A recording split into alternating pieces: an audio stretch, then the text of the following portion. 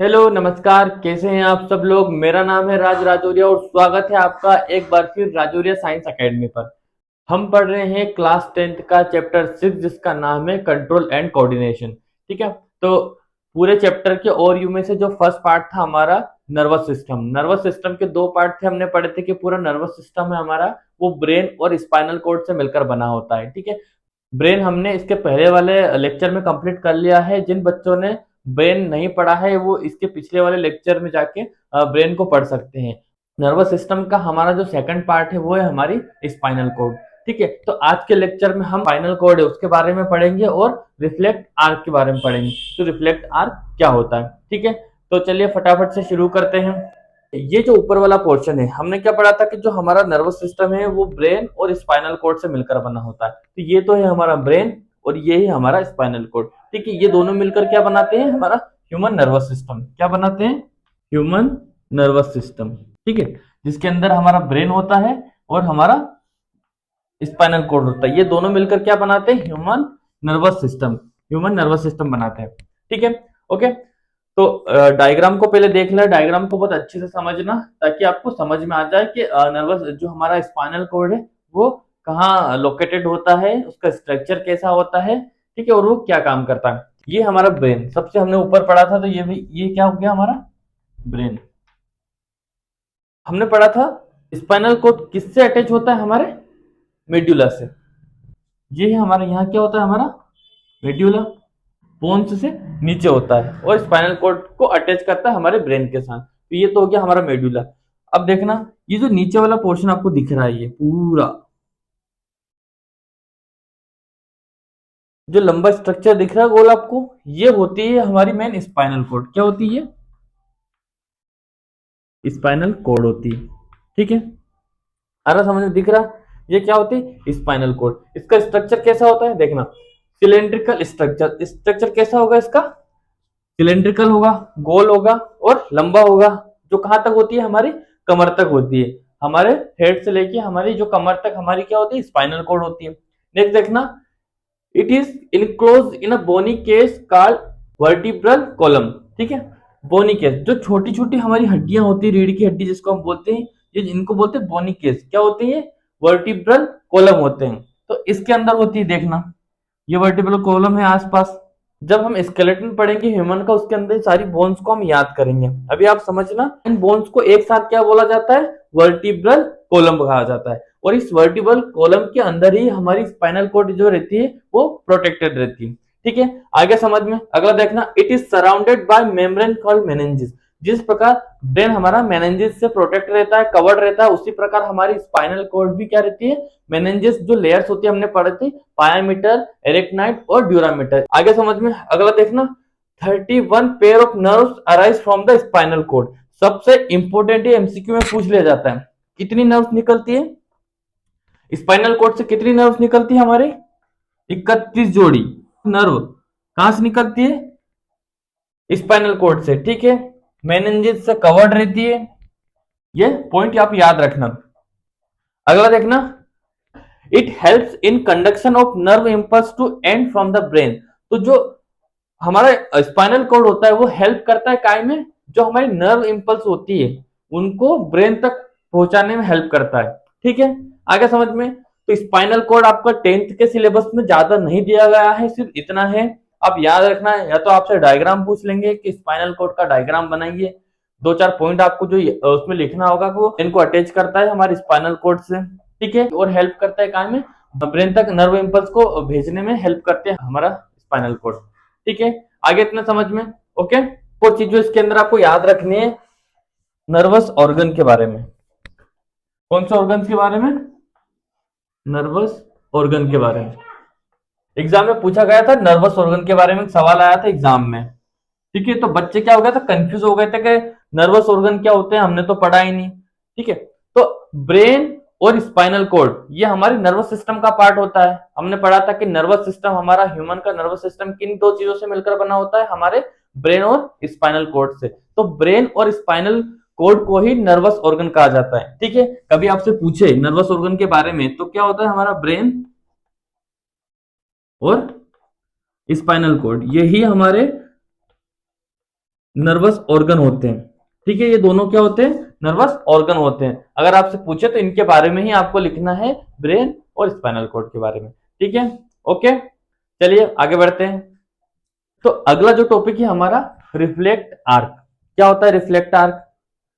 जब भी हम किसी स्टिमुलस के प्रति एक्टिव होते हैं या रिस्पॉन्स करते हैं, ठीक है, तो एक प्रॉपर फंक्शनिंग होती है, एक प्रॉपर पाथवे क्रिएट होता है, ठीक है, जिसके थ्रू ब्रेन तक इंफॉर्मेशन पहुंचती है और ब्रेन से इंफॉर्मेशन को रिस्पॉन्स करने के लिए जो हम एक्शन करते हैं उसको हम क्या बोलते हैं? रिफ्लेक्स आर्क बोलते हैं। इस पूरी प्रोसेस को जिसमें हम रिफ्लेक्स करते हैं किसी एनवायरमेंट में जो भी चेंजेस होते हैं अचानक से, तो हम हमारी बॉडी रिस्पॉन्स करती है उस स्टिमुलस के उस पर्टिकुलर स्टिमुलस के प्रति, उसी को ही रिफ्लेक्स कहा जाता है। उस पूरी प्रोसेस को रिफ्लेक्स आर्क कहा जाता है।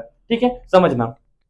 मान लो हमारे पास क्या है, चाय रखी है, ठीक है, जब हम उस चाय पर हाथ लगाते हैं तो अगर वो चाय बहुत ज्यादा गर्म होती है तो हम क्या करते हैं, हमारे हाथ को अचानक से पीछे खींच लेते हैं। हमने ऐसा क्यों किया? क्यों?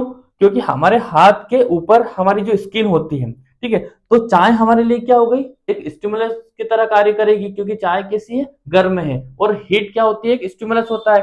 ठीक है, तो हमारे हाथ के ऊपर जो रिसेप्टर्स होते हैं, मान लो यहाँ क्या है, यहाँ होते हैं रिसेप्टर्स। तो रिसेप्टर्स क्या करेंगे, इस हीट को रिसीव करेंगे, और ये कहाँ जाएगी, हमारी जो सेंसरी न्यूरॉन होते हैं, हमारे सेंसरी न्यूरॉन से ये कहाँ जाएगी, स्पाइनल कॉर्ड में। यहाँ क्या है, यहाँ हमारा स्पाइनल कॉर्ड है, तो ये सेंसरी न्यूरॉन से होते हुए कहाँ जाएगी, स्पाइनल कॉर्ड तक जाएगी। ठीक है, तो जो इन्फॉर्मेशन थी वो हमारे सेंसरी न्यूरॉन से होते स्पाइनल कॉर्ड तक गई। ठीक है, उसके बाद कहाँ जाती है, रीले न्यूरॉन के पास।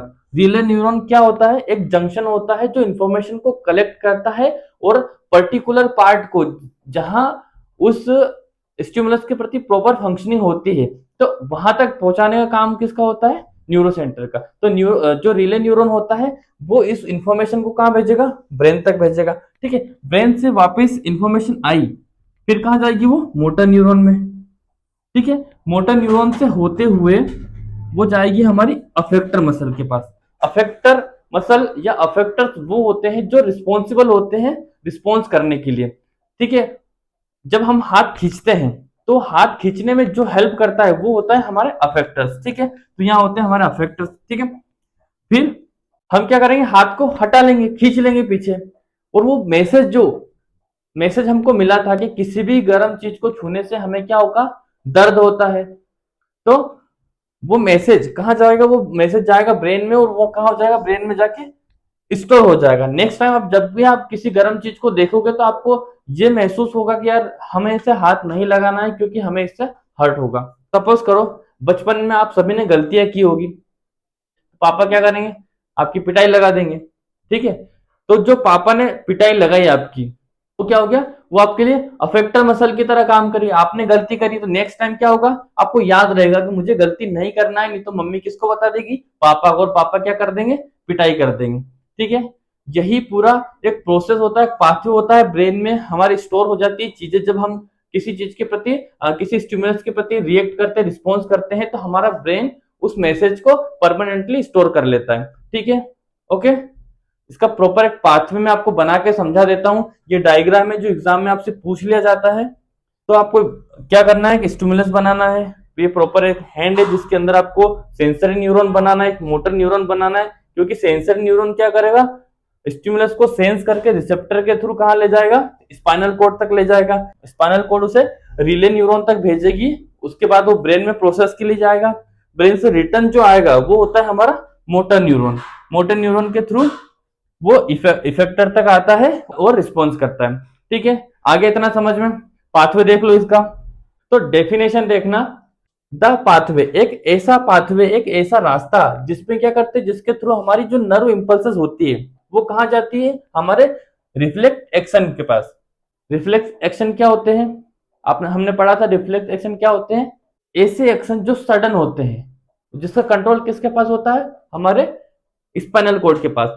हमारी जो स्पाइनल कोड होती है, हमारा मेरू रज्जु होता है, वो प्रोसेस करता है, उन्हीं को क्या कहते हैं, रिफ्लेक्स एक्शन कहा जाता है। हमारा जो नर्व सिस्टम होता है वो उस पर्टिकुलर स्टिमुलस के प्रति रिस्पॉन्सिबल होता है। ठीक है, उस पूरे रास्ते को, उस पूरे पाथवे को हम क्या कहते हैं, रिफ्लेक्ट आर्क कहते हैं। सिंपल भाषा में समझना, reflex is a word we use very commonly when we take about some sudden action. जो हमारे एटमॉस्फेयर में एक सडन जो एक्शन होते हैं, सडन चेंजेस जो होते हैं, उसके प्रति जब हम सडन रिस्पॉन्स करते हैं, वो किसके द्वारा कंट्रोल होते हैं? हमारे रिफ्लेक्स एक्शन के द्वारा। वो रिफ्लेक्स एक्शन को कंट्रोल करता है हमारा, वो किसके पास जाती है इंफॉर्मेशन? हमारे स्पाइनल कॉर्ड के पास जाती है। ठीक है, तो reflex is a word we use very commonly when we take about some sudden action in response to something in the environment. ठीक है, देखना हीट क्या है? स्टिमुलस है। ठीक है, हीट क्या है हमारे लिए? एक प्रकार का स्टिमुलस है, हमने पढ़ा था। हीट, कोल्ड, साउंड, स्मेल, ये क्या होते हैं? अलग अलग प्रकार के स्टिमुलस होते हैं। ठीक है, अब रिसेप्टर, रिसेप्टर कहाँ होंगे? कहाँ होते हैं रिसेप्टर? स्किन में। ठीक है, स्किन में होंगे। स्पाइनल ऑर्गन, स्पाइनल ऑर्गन क्या होते हैं? हमारा सेंसरी जो ऑर्गन होता है, डायग्राम में आपने देखा था, सेंसरी ऑर्गन जो होता है हमारा स्पाइनल कोड हो गया, वो क्या होगा? स्पाइनल ऑर्गन हो गया। इफेक्टर ऑर्गन होती है हमारी मसल्स, क्या हो जाएंगी? हमारी मसल्स। और रिस्पॉन्स कहाँ जाएगी? रिस्पॉन्स के लिए क्या करते हैं हम? हमारा जो हैंड होता है, हैंड विड्रॉ करते हैं कि नहीं? जब हम किसी गर्म चीज को या धारदार चीज पे हाथ रख देते हैं, तो हम अचानक से क्या करते हैं? हमारे हाथ को पीछे खींच लेते हैं, तो हैंड को विड्रॉ करते हैं हम। तो ये हमारा रिस्पॉन्स हो गया, हैंड विड्रॉवल। ठीक है, तो ये जो पूरा रास्ता है जहां से स्टिमुलस को हमने रिसीव किया और स्पाइनल कोड तक भेजा, और उसके लिए वापस जो मोटर न्यूरॉन्स है वो रिस्पॉन्स होने के लिए जब आता है और हम उसके प्रति रिस्पॉन्स करते हैं, तो ये पूरा जो रास्ता होता है उसी को हम बोलते हैं रिफ्लेक्स आर्क। ठीक है, आगे समझ में? ओके, मेरे साथ बने रहने के लिए चैनल को सब्सक्राइब जरूर कर लेना और वीडियो को शेयर कर देना अपने दोस्तों के साथ। ठीक है, थैंक यू।